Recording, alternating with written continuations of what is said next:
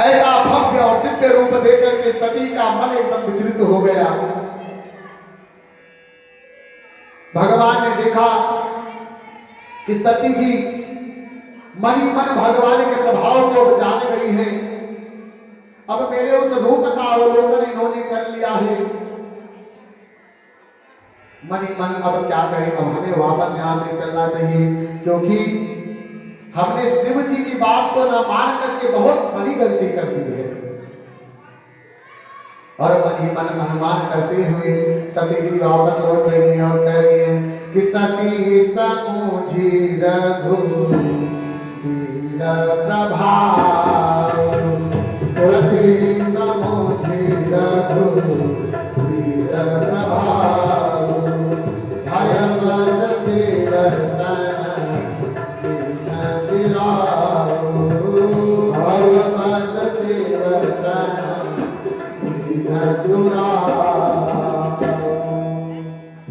सती जी वापस भगवान भोलेनाथ के पास में आई।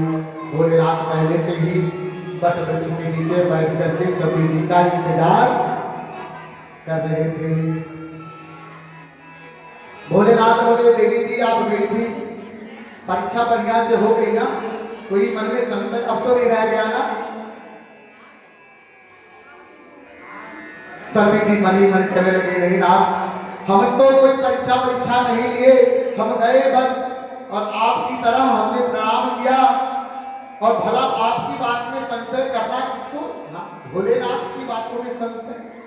अच्छा, एक बात बड़ी सुंदर यहाँ कथा में लिखी हुई है कि पति देवता कितनी भी सच से बात बोले कि हमारी माता कहते नहीं तुम झूठ ही बोल रहे हो, बोलना पड़ेगा हर हर।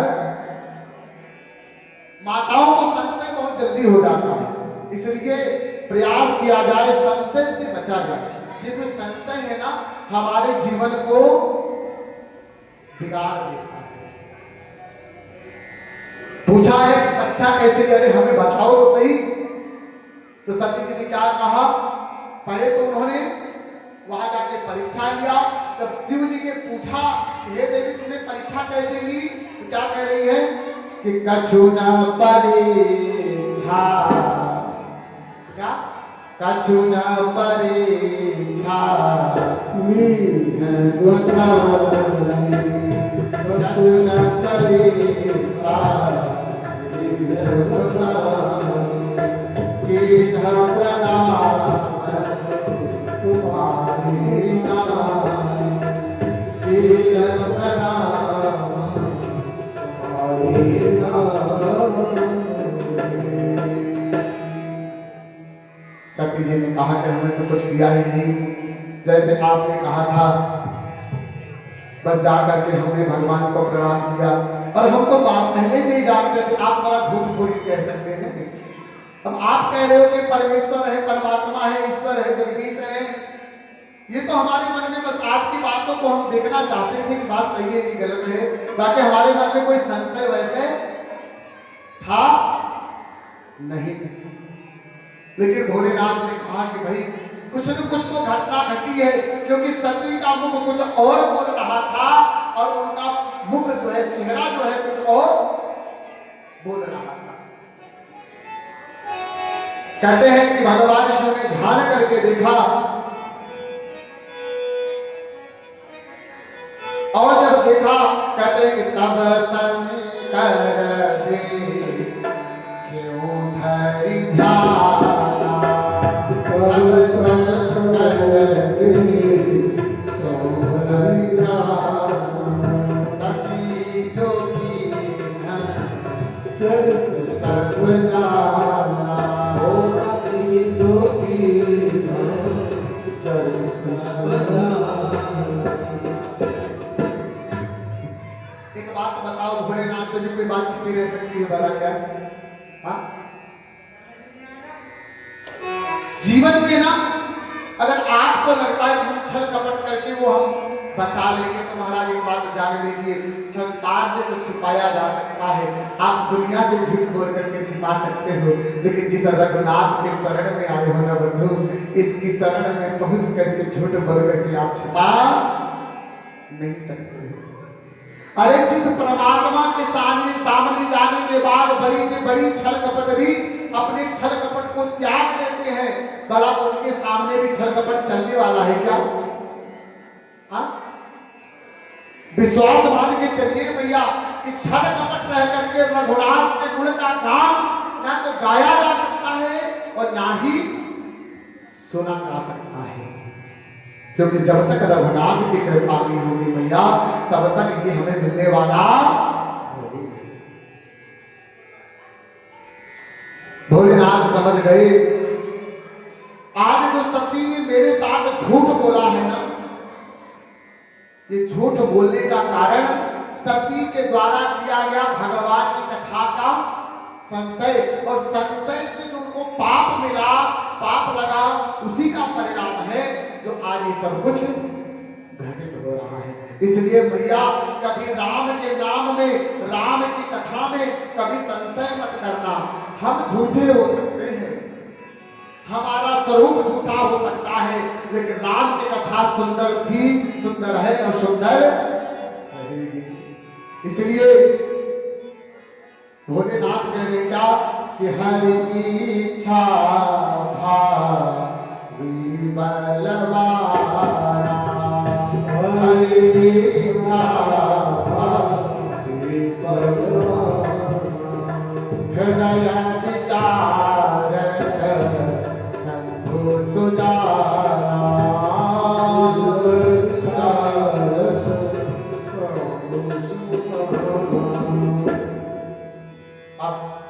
भोलेनाथ ने कहा जो भगवान की इच्छा है होना वही है। इसलिए अब शंकर जी वहां से सती जी को लेकर के कैलाश पर्वत आए हैं,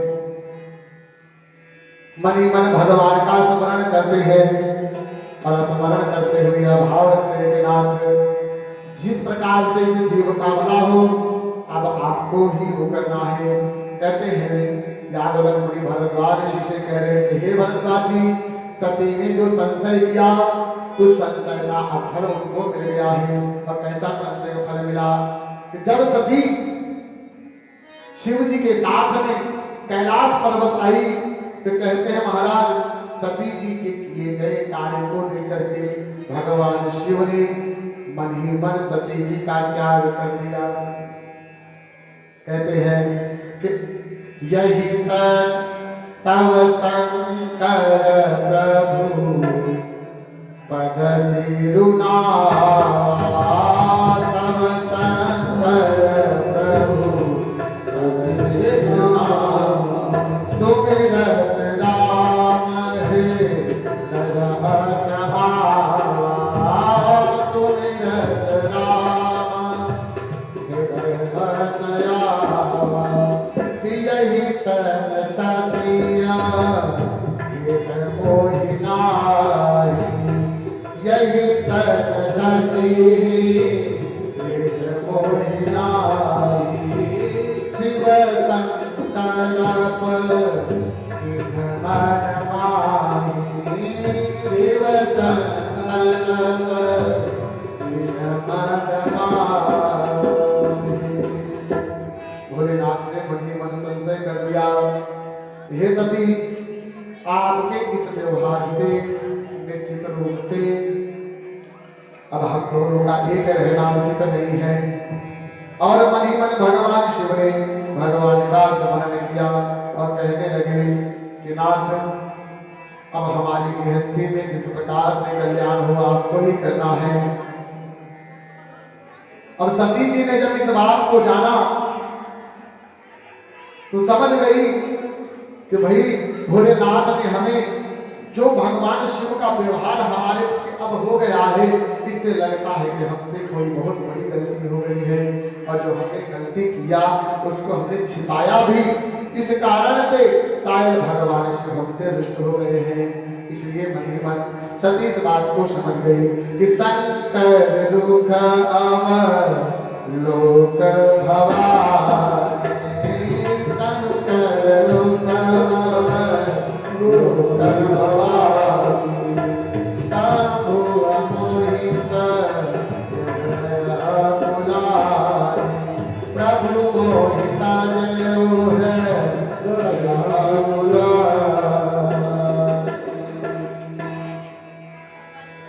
सती जी का त्याग कर दिया है शिव जी ने। सती जी ने जब इस बात को मन में लाया, उनसे आज यह लग रहा है कि उनके जीवन में बहुत भारी गलती हो गई। हमने राम जी की कथा को संशय करके बहुत गलत किया, लेकिन कहते हैं महाराज, बिना विचारे जो करे सो पाछे पछताए, काम बिगाड़े आपनो जग में होय हंसाए। अब बहुत समय व्यतीत हो गया। शिव जी भगवान राम जी की स्मरण करते हुए ध्यान में चले गए। राम का स्मरण करते करते भगवान की समाधि स्थिति में चली गई। अब माँ भगवती सती उनके सामने बैठ के इंतजार करने लग गई। कब भगवान शिव इस तपस्या से उठेंगे, कब भगवान से पुनः मुलाकात होगी, यह सुन करके माँ भगवती बड़े चिंता में पड़ गई। कहते हैं कि जब भगवान शिव की समाधि लगी सती को त्यागने के बाद में, तो बीते संबत सहस सतासी, बीते संबत सहस सतासी, तजी समाधि सबुआ विनाशी, तजी समाधि सबुआ विनाशी। 87,000 वर्षों तक उन्होंने भगवान राम के ध्यान में चले गए। 87,000 संवत आया और चला गया। जब 87,000 संवत बीतने के बाद एक दिन कहते, राम नाम शिव सुमिरन लागे, राम नाम सुमिरन लागे, जाने सती जगतपति जागे, जाने सती जगतपति जागे। स्वामी जी रूठ गए। हाँ, देखो पति के रूठने के समय में मां भगवती ने किस प्रकार से अपने स्वामी को मनाया है। कहने लगे कि सामने भगवान शिव ने जब तप करके उठे हैं, उस समय समाज से उठे हैं महाराज, तो कहने हैं भगवान के उठने के बाद भी वही भगवान के नाम का स्मरण और बैठ करके सती जी को भगवान की कथा को स्मरण कराने लगे। लगे कहन हरे कथा रसाला, लागे कहन हरे कथा रसाला, दक्ष प्रदेश भर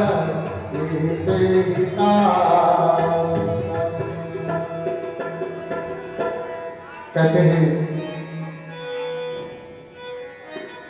सती जी ने भगवान की कथा को श्रवण करा रहे हैं, लेकिन सती के मन में ऐसा लगा कि जैसे जब से भगवान शिव ने त्याग दिया, आज मन नहीं लगता है।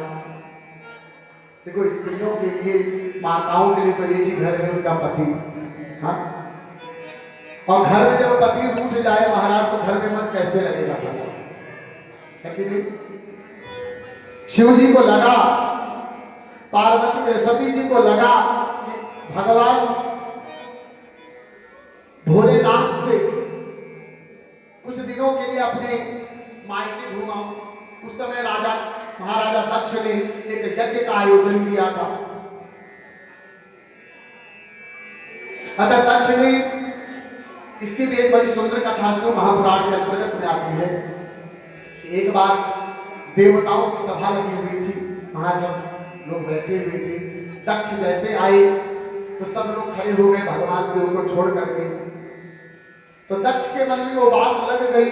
दक्ष ने कहा, मैं इस अपमान का बदला अवश्य लूंगा।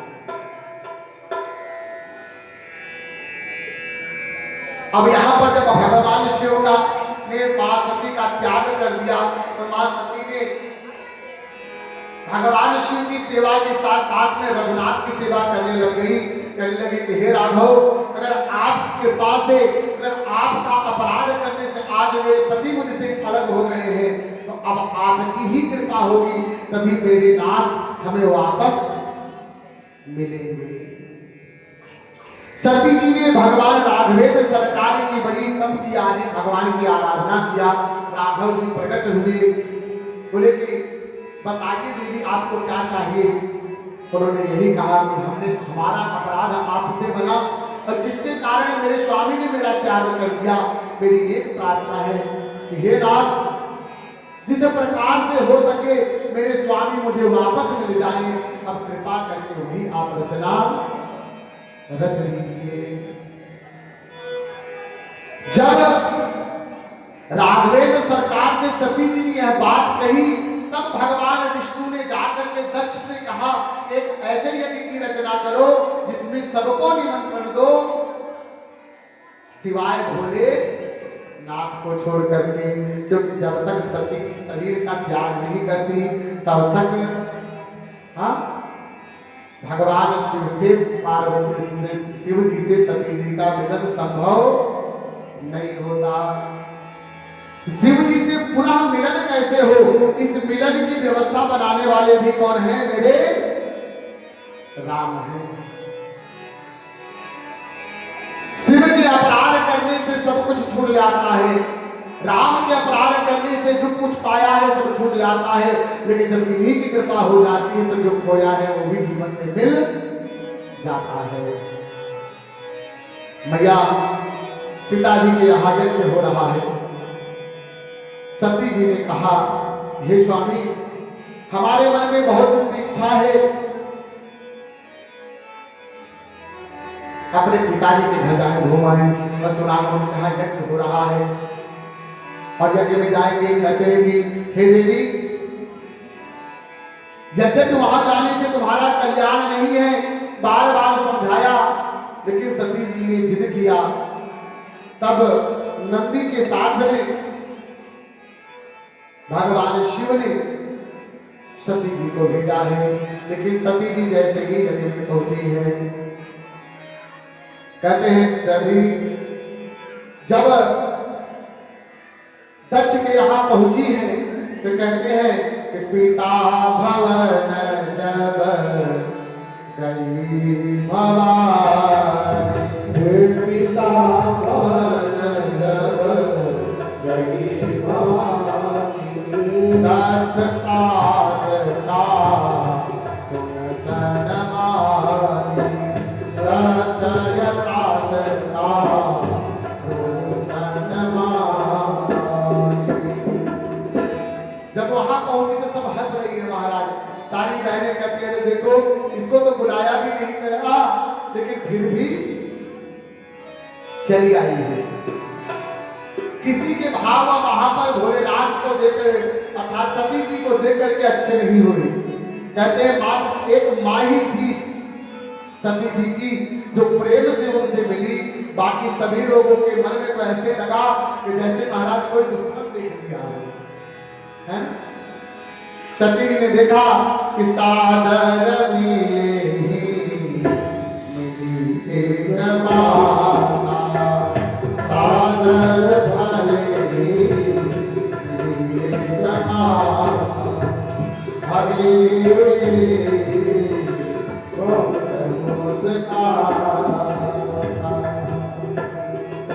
सब मुस्कुरा रहे हैं। बोल राघवेंद्र सरकार की जय।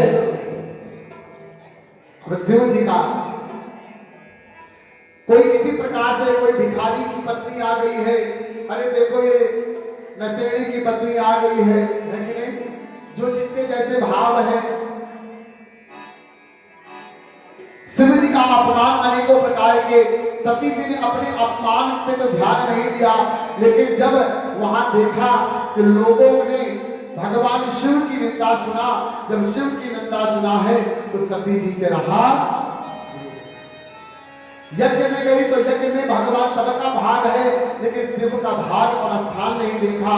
यह देख करके सती जी का मन जैसे विलग हो गया, कष्ट को पाया है। और संत भी कहते हैं महाराज कि सुनहु सभासद सकल मुनि सुनहु सभा कहिए सुनी जिन संकरणी कहिए सुनिए जिन संकरणी सोफल तुरा तला अब सब काहू सोफल तुरा तला अब सब काहू भली भांति पची ताव बिताहू भली भांति पची ताव बिताहू।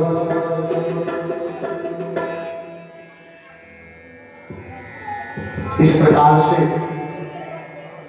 सती जी ने भगवान शिव के अपमान को देख करके मन ही मन विचार कर लिया कि अब इस शरीर के द्वारा भगवान शिव के पास नहीं जाना है। और वही यज्ञ में अपने शरीर को मां भगवती ने त्याग कर दिया है। कहते हैं कि यदि साधारण अग्नि से शरीर का त्याग किया होता तो वहां पे बुझाया जा सकता था, लेकिन यहां पर तप की अग्नि से अपने शरीर को त्याग किया है। इसलिए सती जी ने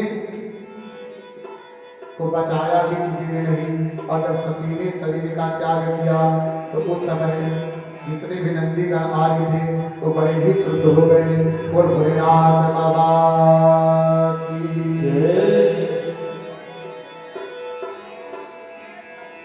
जीवन में एक बात याद रखना, अगर कहीं भगवान की निंदा हो उस स्थान पर रुकना नहीं चाहिए। कहते या तो निंदा करने वालों को दंड दिया जाए और या तो उस स्थान को छोड़ देना चाहिए। क्योंकि शिव निंदा जो सुनहि जिकाना, जो भगवान की निंदा को श्रवण करते हैं, हरि निंदा को जो सुनते, हरि निंदा जो सुनहि जो काना, पाप होई गौघात समान।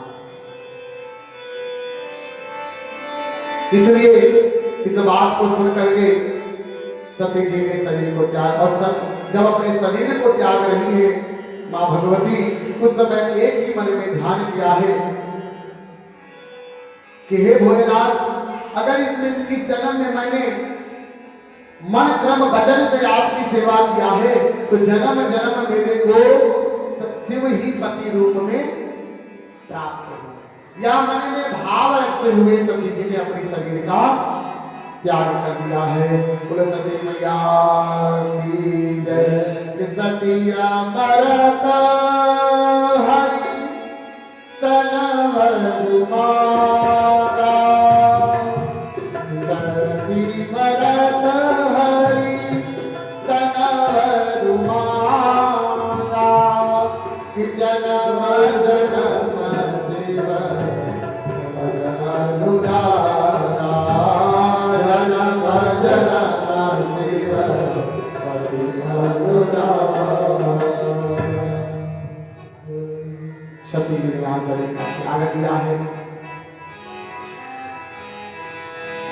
वीरभद्र को भेजा है। वीरभद्र ने जिसने जैसा जैसा दंड किया है सबको यथोचित भगवान शिव ने दंड दिया है।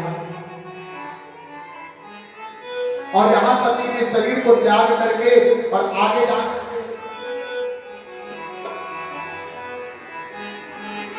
हिमाचल के यहाँ मां भगवती ने फिर अवतार लिया है।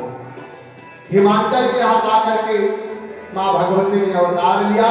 कहते हैं कि जब ते मां शैल की है जाही, जब ते मां शैल की है जाही, सकल यसिधि सा पतिता छाई, सकल सिद्धि सा पतिता छाई। आकर के इस शैलराज के यहाँ मां भगवती ने अवतार लिया है। जैसे कि उन्होंने पूर्व जन्मों में मरते समय यह भाव रखा कि जन्म जन्म शिव के चरण कमलों में मेरा अनुराग हो। जब मां भगवती ने इस जीवन में पर्वतराज हिमाचल के यहाँ अवतार लिया तो जन्म से ही वो भगवान शिव के चरणों में उनका प्रेम था।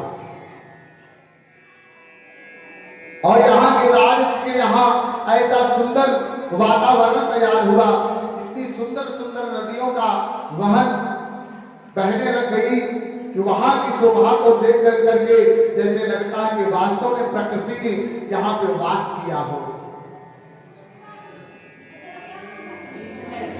एक बार की बात है,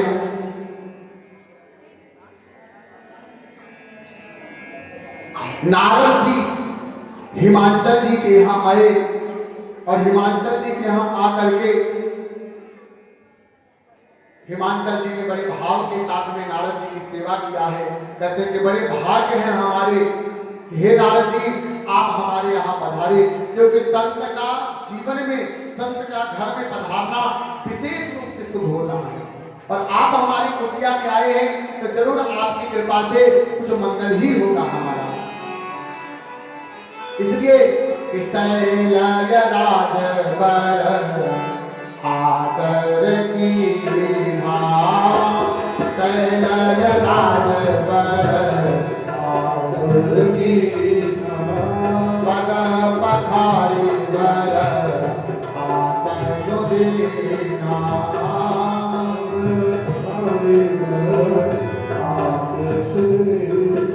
बेटारी सहित मोनी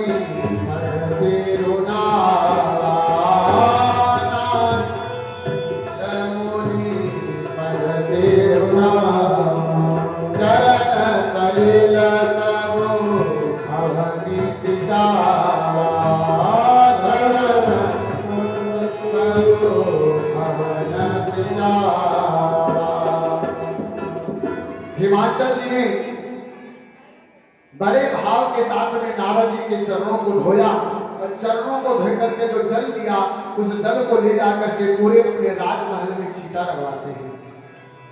कहते बड़े सौभाग्य की बात है हमारे जीवन में नारद जी आपका आगमन हुआ और आप आए हैं और बड़े उचित समय पे आए हैं। हे नाथ हमारी एक कन्या है, कृपा करके आप उसको देख करके, उसके हाथ को देख करके आप उसके बारे में बताएं कि क्या इसके गुण हैं, क्या दोष हैं, आप इसके बारे में बताएंगे, क्योंकि आपके वचनों में सदैव सत्य रहते हैं। यह सुन करके नारद जी बड़े मन प्रसन्न हुए। आज मां भगवती के राम जी की इस लीला में मेरा भी कुछ न कुछ सहयोग बन रहा है कि राम जी की ही कृपा है। नारद जी बड़े भाव के साथ में हिमाचल जी को समझा रहे हैं कि सदा सबल लक्षण संपन्न कुमारी, सबल लक्षण संपन्न कुमारी, कोई है संतति यही प्यारी, कोई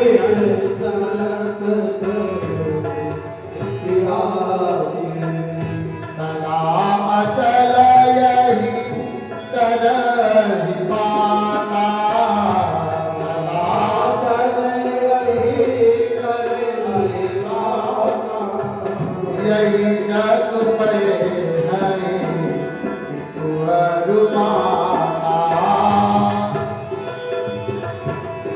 यही जे जसु पे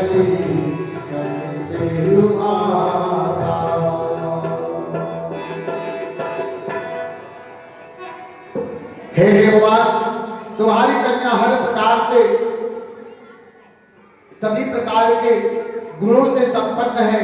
इसके अंदर में जो जो शुभ लक्षण कहे गए हैं, संसार में दुर्लभ लक्षण कहे गए हैं, वो सारे इस कन्या के पास में हैं। मेरे विचार से कुछ दो चार लक्षण ऐसे हैं जो इसके अंदर में अच्छे नहीं है, बाकी सारे अक्षर इसके बहुत सुंदर है। यह सुन करके हिमाचल जी कहते हैं कि हे नारद जी, हे गुरुदेव, कृपा करके उसके बारे में बताइए। कहने लगे नारद जी कि सुनो कि शैल सुलक्षण सुता तुम्हारी,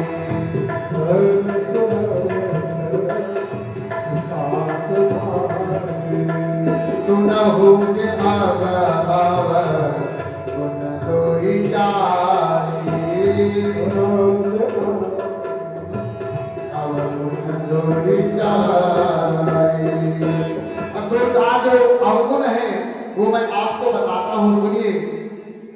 कि अगुण अमान मातु पितु हीना, अगुण अमान मातु पितु हीना, उदासीन सब संशय छीना, उदासीन सब संशय छीना। जिससे इसका विवाह होगा ना, पहली बात हे देवी, जिससे इस कन्या का विवाह होगा वह कन्या के माता पिता उस वर के माता पिता नहीं होंगे, वो उदासीन होगा। उदासीन मतलब इस संसार से विरक्त होगा, सब संशय छीना। वो किसी प्रकार के विषयों में फंसने वाला नहीं होगा। ज्योति जटिल अकाम नगम अमंगल बेस, अस स्वामी यही कह मिलई, मिली मिलई हस्त असिरी।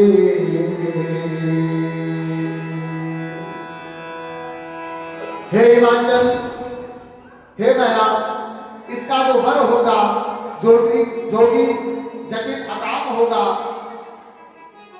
यह सुन करके मैना के मन में यह भाव आया कि देखो ये तो नारद जी हैं, जोगी हैं, इनको तो अपने जैसा ही सब कुछ दिखाई देता है, इसलिए इनकी बात को ध्यान नहीं देना चाहिए।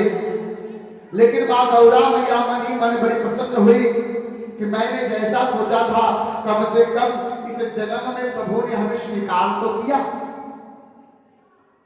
बोलना पड़ेगा हर हर। सब लोग दुखी भले हुए हो, लेकिन मां गौरा प्रसन्न हो गई। आज उनके जीवन में ऐसा लगा कि जो मैंने सोचा था कि शिव ने हमें त्याग दिया है, अब फिर उनसे मुलाकात होगी कि नहीं होगी, फिर हमें स्वीकार करेंगे भी कि नहीं करेंगे। आज कम से कम नारद जी के इस बात से विश्वास तो हुआ कि इस जन्म में कहीं न कहीं प्रभु अपने चरणों में हमें जगह जरूर देंगे।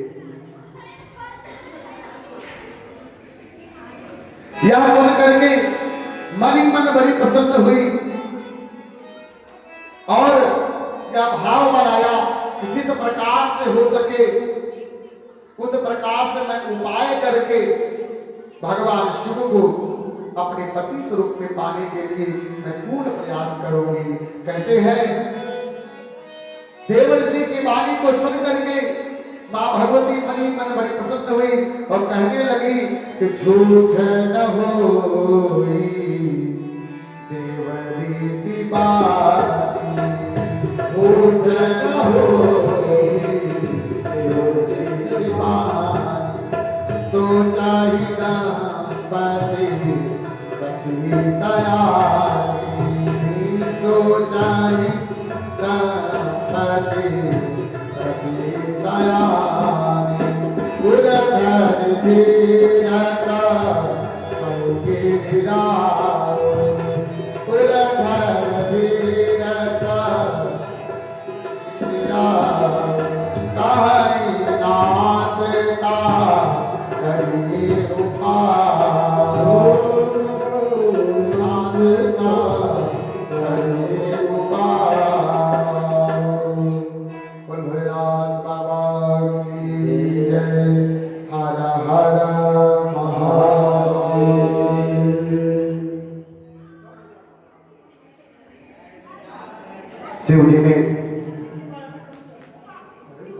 बड़े भाव के साथ में माँ भगवती ने यहाँ आके तपस्या किया है।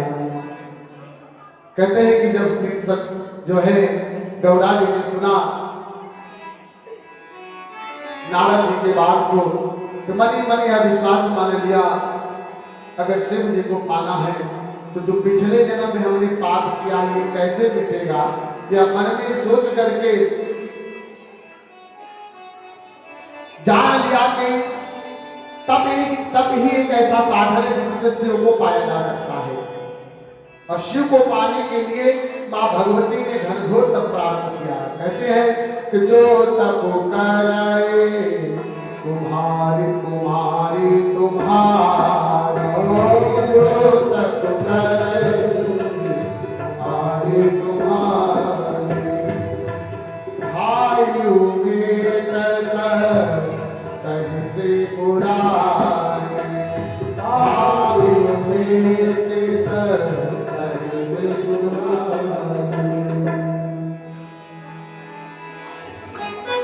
यहाँ माँ भगवती तपस्या करने के लिए आ जाती है। उधर राम जी भगवान शिव को दर्शन देते हैं तप करते हुए।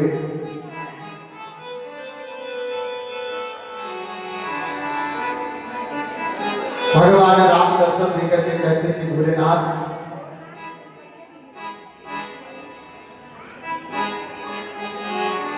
हमारी आपसे एक ही बात है कि आप कृपा करके विवाह करिए, क्योंकि आपके विवाह से ही जगत का कल्याण होगा और आप इस तरह से रहेंगे तो न आपका हित होने वाला है। इसलिए बड़े भाव के साथ में यहाँ पे माँ भगवती तपस्या कर रही है। और उनकी तपस्या को देख करके राघवेंद्र सरकार ने भगवान सदाशिव से कहा कि प्रभु, अगर आप हमारी बात मानते हैं तो जाकर के आप अंगीकार करें। यशर करके मन नहीं मन। यहाँ मां भगवती ने भी कहते हैं ऐसी तपस्या की, आज तक ऐसी तपस्या किसी ने किया नहीं था। बोल गौरा मैया की जय।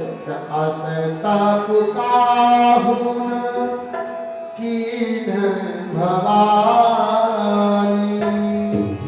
असतप काहुन कीन भवानी, हरि अनेका धीर मुनि ज्ञानी, हरि अनेका धीर मुनि ज्ञानी।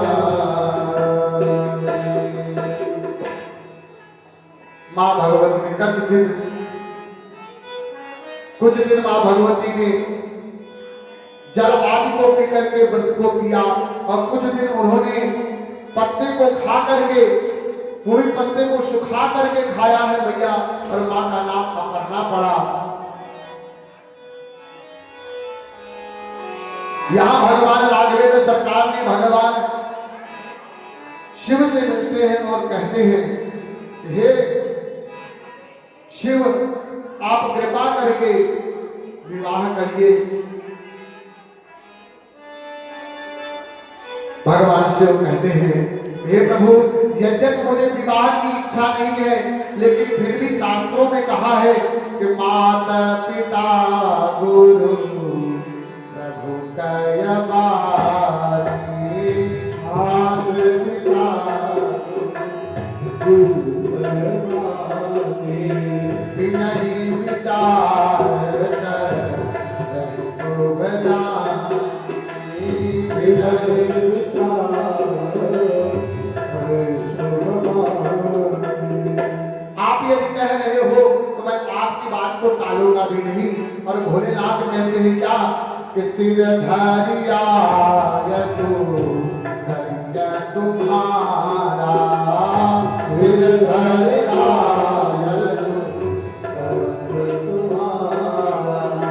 परम धर्म यह नाथ हमारा, परम धर्म यह नाथ हमारा। भगवान राम आपने जो घटना जो आपने किया वो आपकी इच्छा थी, लेकिन एक बात मैं आपसे विनती करता हूं। राघवेंद्र सरकार कहते हैं जो मैंने कहा इसको सर पे मत रखो। कहा मत रखो? सर पे क्यों ना रखे? प्रश्न किया है, सर पे क्यों ना रखे? सर पे गंगा जी है। सर पे कौन है? गंगा जी है। और हम आपको तो समझा रहे हैं कि आप जो है जाकर के विवाह करिए, और आपको मैंने जब ये बात कहा तो आप कह रहे हो कि मैं आपकी बात को सर पे रखूंगा, और कहीं मेरी बात को आप पे सर पे रखा तो गंगा जी के साथ उपाय ना जाए।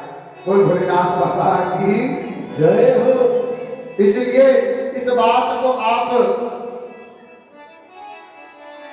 सिर पर नहीं रखना है महाराज, आपको इस बात को अपने हृदय में रखिए। और भगवान कहते हैं राम जी कि कहा प्रभु हर तो भार पन रहे हो, कहा प्रभु हर तो भार पन रहे हो, अब उर राखे जो हम कहे हो, अब उर जो हम कहे, जो हमने कहा इसको सर पे नहीं रखना है, कहाँ रखना है? हृदय में रखना है। इसको स्वीकार करके आप जो है जाकर के पार्वती जी से विवाह करिए। भोले बाबा बोले कि मैं विवाह तो कर लूंगा महाराज, लेकिन विवाह करने से पहले परीक्षा जरूर लूंगा। बोलना पड़ेगा बोल भोलेनाथ बाबा की। यहाँ पे भारद्वाज ऋषि कहते हैं कि प्रभु जागवलिक मुनि से भगवान जब शिव जी पार्वती से विवाह करने के लिए तैयार हुए तो उन्होंने परीक्षा क्यों लिया? 7 ऋषियों को भेज करके परीक्षा ले रहे हैं महाराज शिव जी। तो जागवलिक मुनि समझा रहे हैं कि देखो, सती जी ने जब शरीर को पाया तो तब तक भगवान के ऊपर विश्वास नहीं किया, उस राघव की कथा पर, उनकी महिमा पर तब तक विश्वास नहीं किया जब तक उन्होंने परीक्षा नहीं ली। सती ने परीक्षा लिया तब जाकर के राघव सरकार पे विश्वास किया। इसलिए अब मैं जब तक सती जी की, पार्वती जी की तब परीक्षा नहीं ले लूंगा तब तक मैं स्वीकार नहीं करूंगा। और भोलेनाथ बाबा की जय। हर हर महादेव।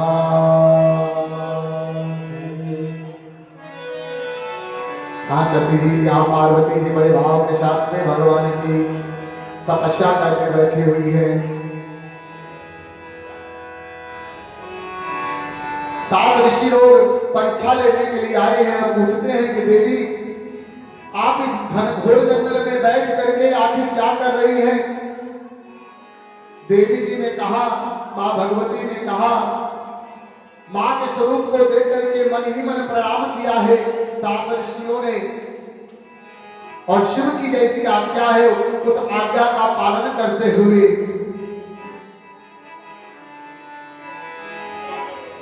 पूछते हैं कि देवी ऋषि नय गौरी देखिता कैसी, ऋषि नय गौरी देखिता पूर्ति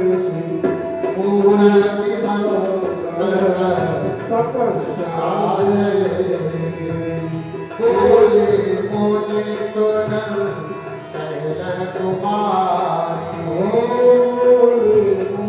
सुन शैल कुमारी, करहु कवन का जनता कुभारी,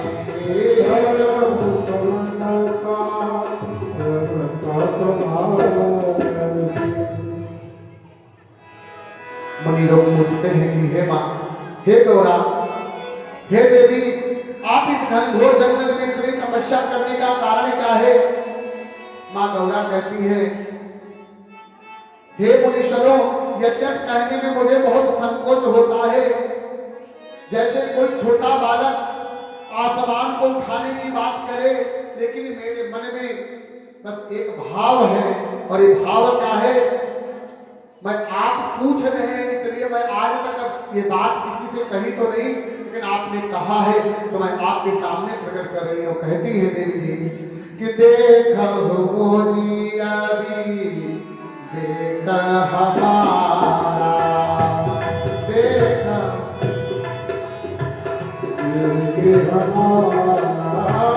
चाहे सदा से वही घर तारा, सदा शिव भरता। मेरे मन में एक ही इच्छा है, अगर मुझे जीवन में कभी पति स्वरूप में मिले तो भगवान शिव ही मेरे पति।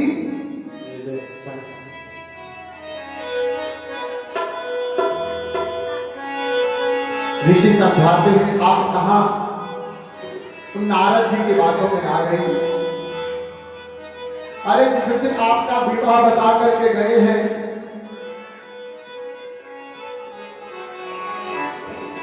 वो तो निश्चित रूप से दिन रात नशे में मस्त रहने वाले जोगी अकामी हैं, जिनके न रहने का ठिकाना, न खाने का ठिकाना, न पहनने का ठिकाना।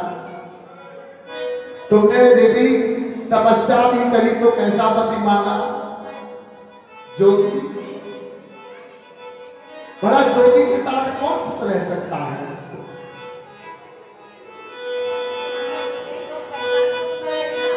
यह सुन करके सर पार्वती जी कहती है कि नाथ, हमारे गुरु ने हमें जैसा बताया है, जैसा समझाया है, उन्होंने कहा कि मेरा जो पति होगा वो इस स्वरूप इस प्रकार का होगा, और मैंने तो समझ लिया, तभी से ही मन शिव को अपने पति के रूप में मान लिया है। और गुरु के वचन कभी झूठे नहीं हो सकते, इसलिए मेरे मन में तो बात एक ही भाव है क्या कि गुरु के वचन पति तन जे, गुरु के वचन पति तन जे, सपने सुख मना सुख सिद्ध दे, सपने सुख सुख सिद्ध दे। जो गुरु के बात में संशय करता है उसका कभी कल्याण नहीं होता है।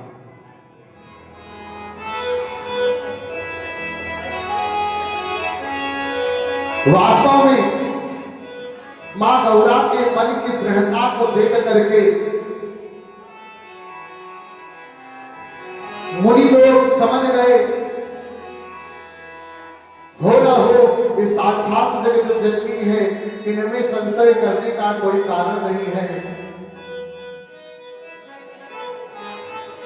और मन ही मन भगवान सदाशिव को प्रणाम करते हुए, जगदम्बिका मैया को प्रणाम करते हुए जाते हैं कि देख या प्रेमा मुनि, देख या प्रेमा बोले मुनि ज्ञानी, देख या प्रेमा बोले मुनि ज्ञानी।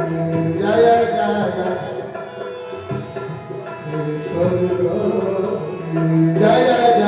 जय जय जगदम्बे भवानी, हो जय जय जय जगदम्बे भवानी, जय जय जय जगदम्बिका भवानी।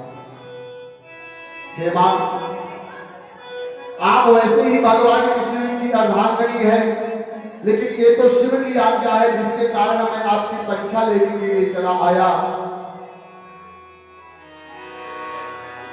यहाँ पर सप्त ऋषि लोग आते हैं और आकर के भगवान शिव ने पूछा, आप लोगों ने परीक्षा लिया? तब मुनियों ने जो बात आकर के बताई, यह सुन करके भगवान सदाशिव कहते हैं कि गौरा के स्वरूप का वर्णन करते हुए कहते हैं कि प्रभु, मां गौरा तो साक्षात जैसे तपस्या की मूर्ति इस स्वरूप में हम हमने दर्शन किया और उनके मन की दृढ़ता को हम क्या बताएं। हमने बार बार आपके स्वरूप का वर्णन करते हुए कई कुवचन बोले महाराज, लेकिन उन वचनों को भी उन्होंने स्वीकार कर लिया और बड़े भाव के साथ उन्होंने उत्तर दिया। बोल भोलेनाथ बाबा की जय। इस प्रकार से यहाँ पर भगवान सदाशिव ने विवाह के लिए इजाजत दे दिया है और भगवान के विवाह की तैयारी प्रारंभ हो गई है। बोल भोलेनाथ बाबा की जय। हर हर महादेव।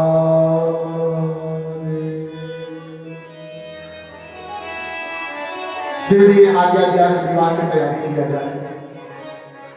वहां पर हिमवान को भी इस बात का पता चला, अपनी कन्या को ढूंढते हुए पहुंचे कि जब आपके पिताजी आवे, सप्त ऋषियों ने समझाया कि बेटी वापस चली जाना और आपका विवाह शिव के साथ में होगा।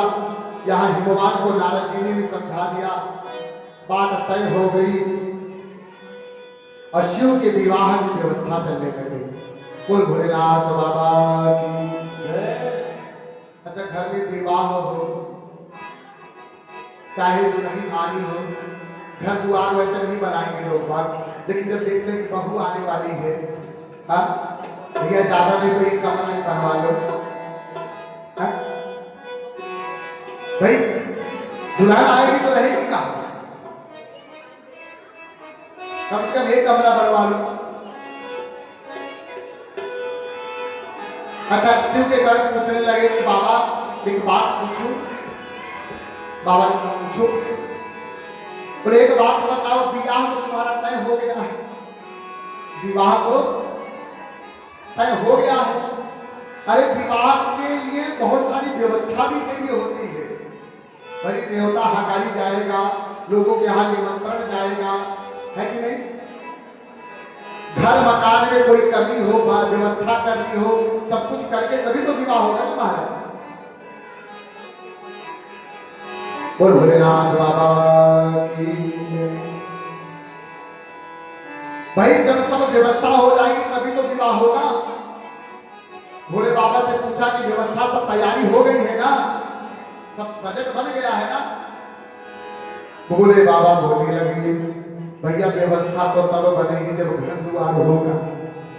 बोल भोलेनाथ बाबा की, हमारे तो घर ही नहीं है, तो व्यवस्था क्या करेंगे महाराज?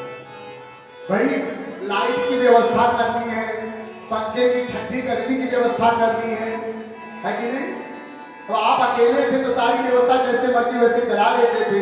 अब माँ भगवती गौरा आएगी तो भाई व्यवस्था तो चाहिए ना घर में, कैसे होगा? एक संत ने कहा, एक व्यक्ति दुकान पे गया। कहाँ गया? दुकान पे गया।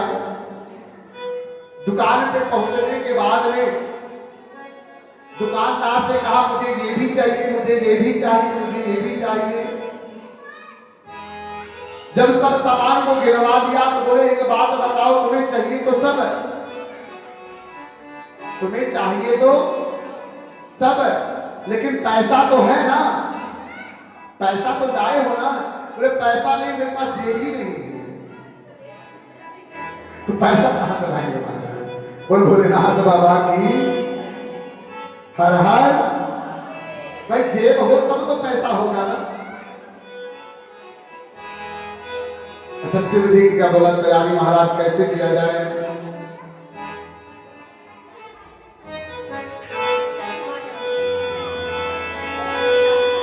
यदि कोई परिवार का नात रिश्तेदार हो, भाई चलो व्यवस्था की बात, चलो है जैसा है व्यवस्था वैसे किया जाएगा। कोई रिश्तेदार नातेदार हो तो बताओ, भाई आपकी तरह से पत्रिका उसको पहुंचा दिया जाए। भोलेनाथ कहने लगे, हमारे भैया एक ही तो बस एक ही हमारे रिश्तेदार और नातेदार सब है। कौन? भोले बाबा के रिश्तेदार कौन है? एक रिश्तेदार है। कौन?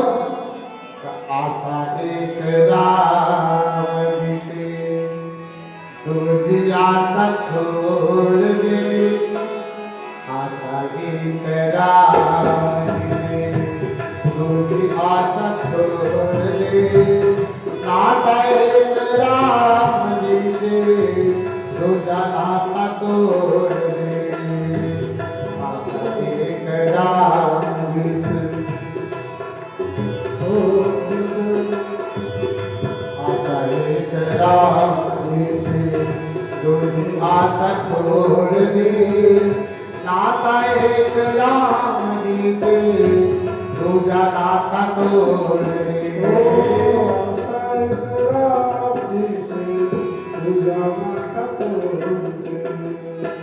बोल भोलेनाथ बाबा की जय। हर हर महादेव। कहते एक काम करो, जब रिश्तेदार एक कहते काम करो, और भाई रिश्तेदार भी कौन है? लक्ष्मी के पति नारायण साक्षात जिनके मित्र हो, भला उसको किस बात की कमी, क्या व्यवस्था करने की जरूरत है? उसको क्या व्यवस्था करने की जरूरत है महाराज? बोले काम करो तो मुकुट मांग लो, ज्यादा नहीं, ब्याह में कम से कम मुकुटवा तो होना चाहिए। बोले कैसा मुकुट चाहिए? मुकुट होता क्या है? बोले सर पे ऐसे बांधा जाता है, थोड़ा सा सुंदर लगता है व्यक्ति। हाँ, सुंदर लगेगा। बोले एक बात बताओ, मुकुट कैसा? बोले सोने का। बोले सोने का मुकुट अच्छा नहीं। बोले क्यों अच्छा नहीं? क्यों कर? बोले अच्छा क्यों नहीं प्रभु? बोले इसलिए अच्छा नहीं है कि सोने का मुकुट सब तो पहली बार पहन नहीं पाते, सब पहन नहीं पाते, और जो पहन नहीं पाता है उसके मन में इच्छा हो जाती है। तो भाई ऐसा कौन सा ऐसा मुकुट ही क्यों पहनना जिसके कारण लोगों के मन में इच्छा हो जाए, जलन हो जाए, किसी को तकलीफ हो जाए? बोले उसके बाद क्या होगा? पहने दिया तो क्या होगा? बोले जिंदगी में एक बार पहना जाता है, जीवन में एक बार पहना जाता है। बोले इसके बाद फिर काम लगेगा? इसके बाद कोई काम नहीं। बोले बाबा ने कहा कि जिसको मैं एक बार सर पे रख लेता हूँ, फिर मैं उसको फेंकता, उसको उतारता नहीं हूँ। इसलिए कोई ऐसी व्यवस्था किया जाए कि जो सर पे एक बार चढ़ जाए फिर उसको उतरना ना पड़े। और दूसरी बात क्या? बोले पहली तो इच्छा हो जाती है, और दूसरी बात क्या? बोले सोने का मुकुट है, सर पे आएगा तो अहंकार भी हो जाता है। क्या हो जाता है? अहंकार भी हो जाता है। इसलिए इस सोने के मुकुट को पहनना अच्छा नहीं है। बोले तब क्या किया जाए? बोले एक काम करो, होता कैसे है? बोले कुछ नहीं प्रभु जी, बस ऐसे थोड़ा सा घूम घूम करके और थोड़ा ऊंचा होता है। एक ने कहा तब तक बाबा थोड़ा रुको, हम बताते हैं। क्या बताते हैं? उसने बाबा के कंघी की व्यवस्था तो थी नहीं भाई, इतना जटाजूट था भगवान का। बोले सबको एकदम लपेट करके खूब बढ़िया गुलियाना शुरू किए, और घुमाते घुमाते घुमाते घुमाते महाराज खुद ही 1 फीट ऊंचा हो गया महाराज। बोल भोलेनाथ बाबा की हर हर।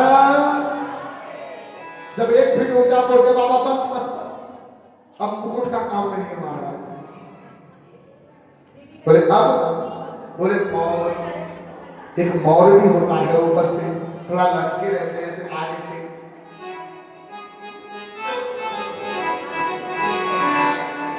बोले वो, उन्होंने कहा कि उसको कहां से लाया जाए?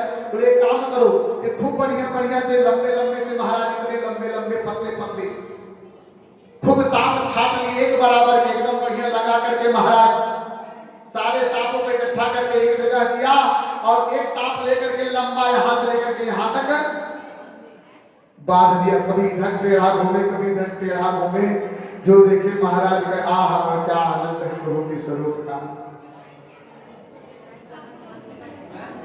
बोल भोलेनाथ बाबा की हर हर। अच्छा, किसी भक्त ने पूछा कि बाबा ये आपने सर्प क्यों लटका लिया? बोले देखो, मनुष्य जब गृहस्थ में प्रवेश करे ना, किसमें प्रवेश करे? गृहस्थ आश्रम में प्रवेश करे ना, एक बात जीवन में हमेशा अपनी गांठ बांधने, गृहस्थ में प्रवेश करते समय एक बात मन में गांठ बांध लेना चाहिए। क्या बात गांठ बांधना चाहिए भैया? कि जीवन में जिस गृहस्थ में प्रवेश कर रहे हो, किस समय काल तुम्हारे सर पे बैठा हुआ है, काल कब तुम्हारा अंत कर देगा कुछ पता नहीं है। इसलिए इस जगत में संबंध जोड़ के तो रखो, लेकिन ये ध्यान रखो कि जिस संसार में आपने संबंध जोड़ा है, इस संसार से कभी भी आपको जाना पड़ सकता है। इसलिए आज भोलेनाथ गृहस्थ में जुड़ने जा रहे हैं, तो अपने सर पे सर्पों का जो है मुकुट धारण कर रहे हैं महाराज। और मान लो भोलेनाथ कहना चाहते हो कि यह मुकुट इस बात का विचार करता है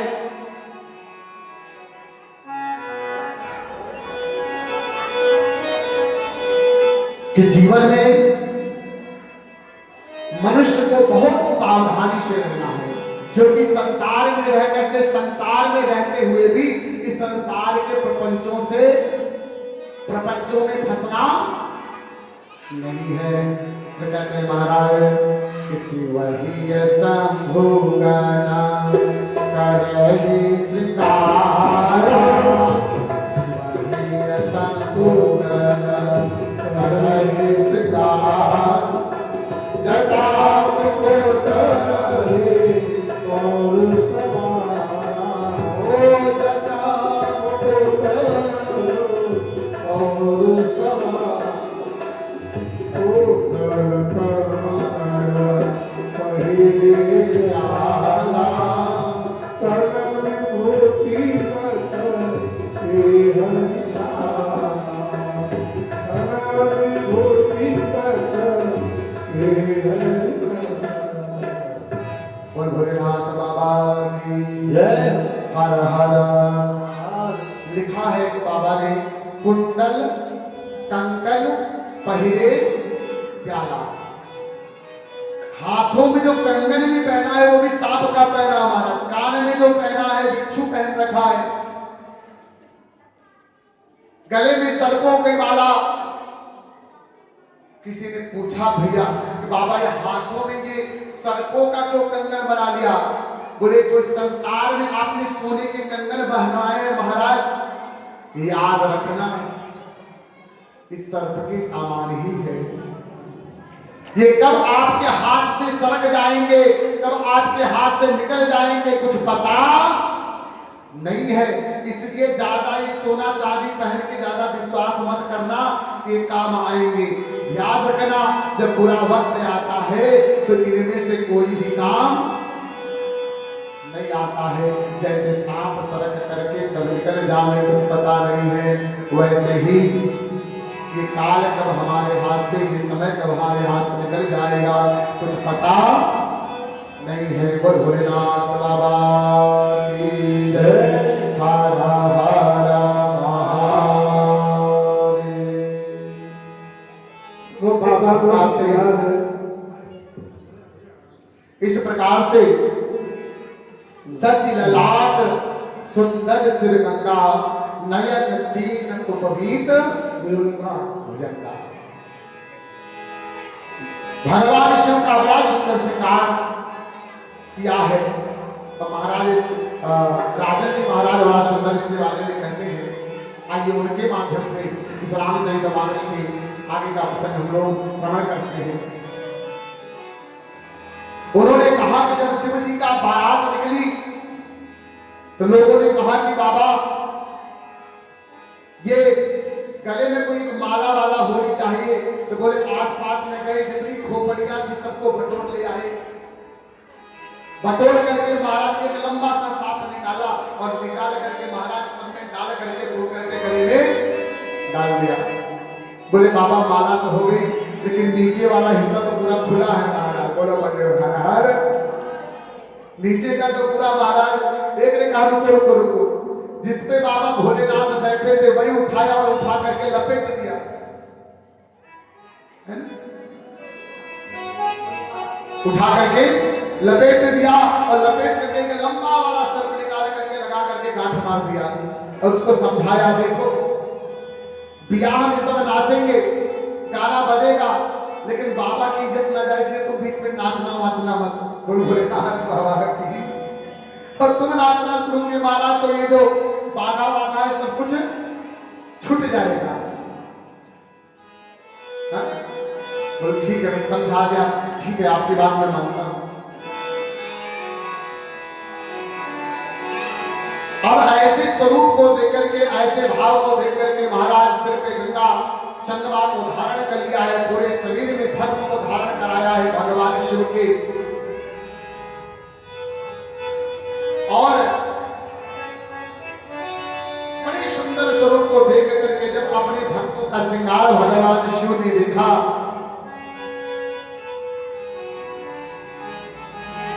बड़े प्रसन्न हुए महाराज भोलेनाथ। और कहते हैं महाराज की ऐसा श्रृंगार शिव देख शिव ही शिव सुरतिया मुस्काही, देख शिव ही सुरतिया मुस्काही, वरलायक दुल्हन जगनाही।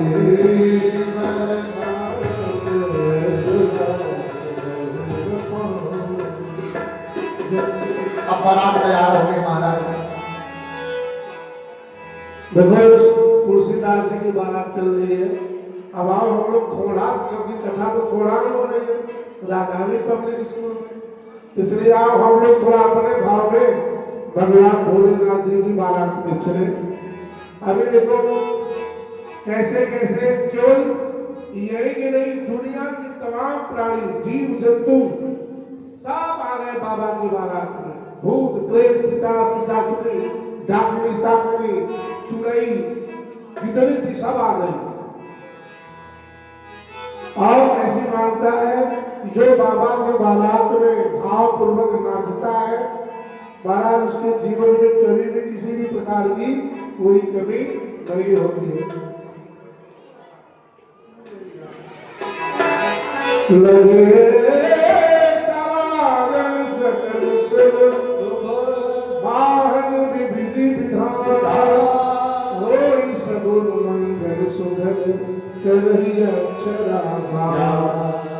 गिरजा को जाहर चले शिव शंकर भगवान, भूत प्रेत सब संग चले मन में खुशी बहार। सारा भूत प्रेत आनंदित है। क्या बड़े दिन के बाद हम लोग किसी के विवाह में सम्मिलित हो रहे हैं। वर्षों बीत गए, हजारों वर्ष बीत गए, हम लोग किसी के विवाह में जा नहीं पाए। आज हमारे मालिक का स्वतः विवाह है। उछलते हुए नाचते कूदते जा रहे हैं, बाबा को कैसे सजा रहे हैं।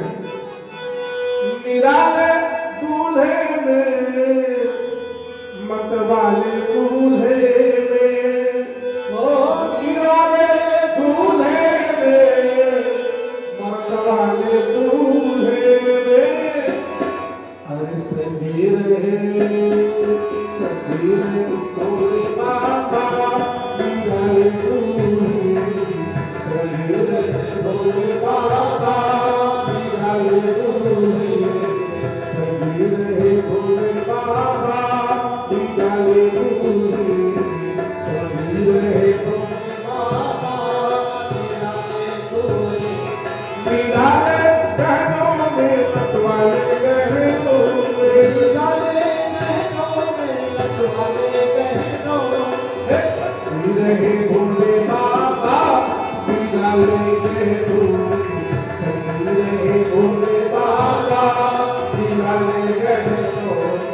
भूतों की टोली चले ससुरा, भूतों की टोली चले ससुरा, श्री भोले दिगंबर हो बैल पे सवार, भोले दिगंबर हो बैल पे सवार, सजी रहे भोले बाबा निराले दूल्हे, सजी रहे भोले बाबा निराले दूल्हे। अरे माता, आप लोग कभी किसी की बारात में गए हो? किसी के बारात में गए हो या अपने घर, अपने बाहर, अपने रिश्तेदार पड़ोसी बारात में गए हो आप लोग? ना बोलूं? अगर नहीं बोलोगे तो आज रात को सुबह शनिचर आपके घर में आए भूख करते हुए भूख गए हो आप लोग बारात? नहीं गए हो? अच्छा, जो लोग बारात कभी गए हैं पहुंचाने के लिए अपने घर से बाहर, उजरा हाथ उठाओ। अपने भतीजा, अपने बेटवा, अपने बिटिया गए तो हो गए हो ना? अच्छा, तो बैठ के गए हो? गए हो तो खड़े होकर जाते हैं। हमने देखा है बारात भाई जो 80 साल की बुढ़िया होती है ना, बारात पहुंचाने जाती है, बारात दांत भी नहीं रहता है और यश कूदती हुई गिर जाती है, जो लोग उठाते हैं। चलो, जो लोग वास्तव में भगवान शिव के बारात में चलेंगे, देख लेना कैसे ही आपके पति पत्नी में कितना प्रेम बढ़ जाएगा। और आपके बालकों की कभी शादी नहीं होगी ना तो हो जाएगी, जो चाहो वही मिलेगा। एक बार सब जरा खड़े जाओ, बाबा के बारात चल रहे हैं, सब लोग जरा चद्दर उधर हटाओ जरा अपना, नहीं तो अभी आपके सामने सांप प्रकट हो जाएंगे। देखो देखो, बोलते हैं ए निराले दूल्हे में पतवारे दूल्हे में, निराले दूल्हे में पतवारे दूल्हे में, सजे रहे भोले बाबा निराले दूल्हे में, सजे रहे भोले बाबा निराले दूल्हे, निराले कहनों में पतवारे कहनों में, निराले कहनों में पतवारे कहनों में, निराले